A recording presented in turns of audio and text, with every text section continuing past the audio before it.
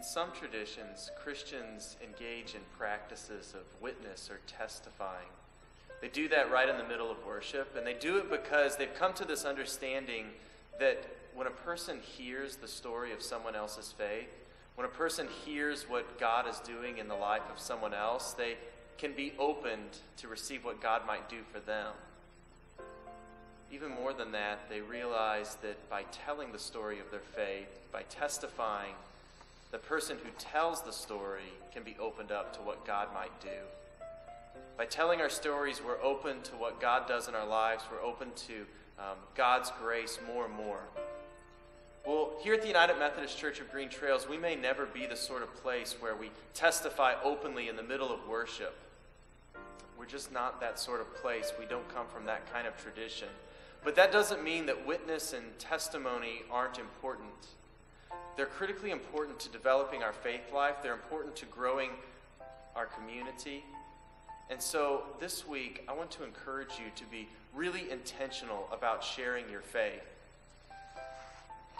This week I decided to do a video eNote instead of a regular written eNote.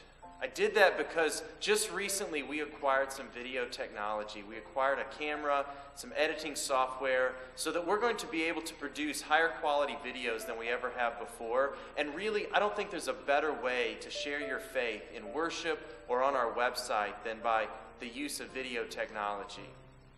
Some of you have incredible stories of faith. You have incredible stories about this Christian community, that it has done phenomenal things in your lives, and I hope you will be ready to share that. We may ask some of you to share your stories on video. We may ask some of you to share those stories in worship.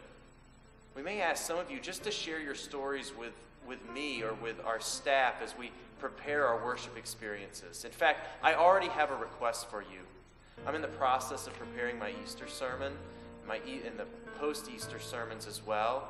And I'm looking for stories, personal stories, not stories about someone or someplace else, but your personal stories about hope in the midst of brokenness, hope in the midst of tragedy. If you'll just email me those or stop me in the hallway on Sunday morning and share those stories with me, that would be really helpful as I prepare my Easter sermons. I hope you'll share with us. I hope you'll testify. I hope you'll witness to the faith.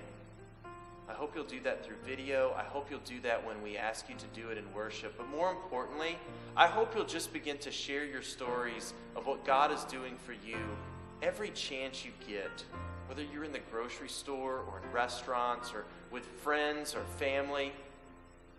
This isn't something that some Christians do. This is something that all Christians are called to do. In the book of Acts, Peter talks about being a witness to Christ's resurrection. He time and again preaches to people, and in those sermons he would tell them that they were witnesses to the resurrection. And because of that, they were called to share it with other people. This is something that we're called to do as Christians, and I hope you'll be intentional about trying to do it this week.